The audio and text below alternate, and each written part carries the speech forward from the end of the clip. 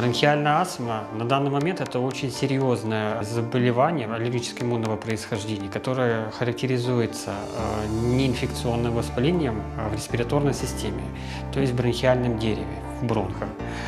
По классификации различают бронхиальная астма аллергическая, бронхиальная астма неаллергическая, бронхиальная астма смешанного генеза и неуточненного генеза.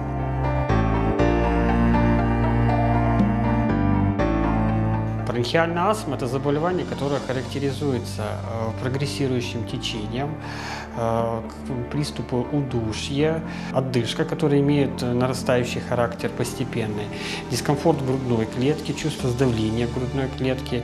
При бронхиальных астмах наиболее характерно тяжелый выдох, ограничение какой-то физической активности.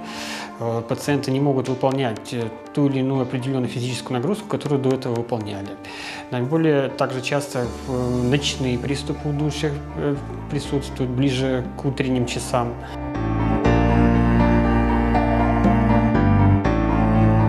Первое – это наследственность, то есть, как правило, передается от бабушек, дедушек, мам, пап детям. Второй фактор – это фактор экологический, окружающая среда, то есть загрязненность воздуха, пыль в воздухе, который вдыхает пациент. Еще одним из факторов является контакт пациентов с химическими веществами.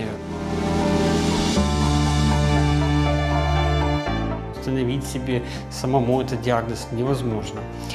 Лечение подбирается пульмонологом. Для начала он наблюдается. При необходимости, при состояниях средней, тяжелой степени больной госпитализируется в условиях пульмонологического отделения, проводится обследование и установление диагноза, также проводится комплекс мероприятий по купированию приступов удушья, облегчению состояния пациента.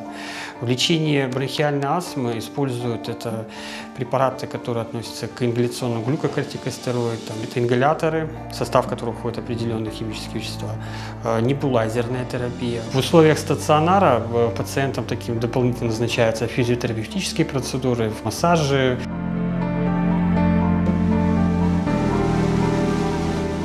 Основная профилактика бронхиальной астмы, это избегать контакта с аллергеном, то есть не провоцировать образование приступа.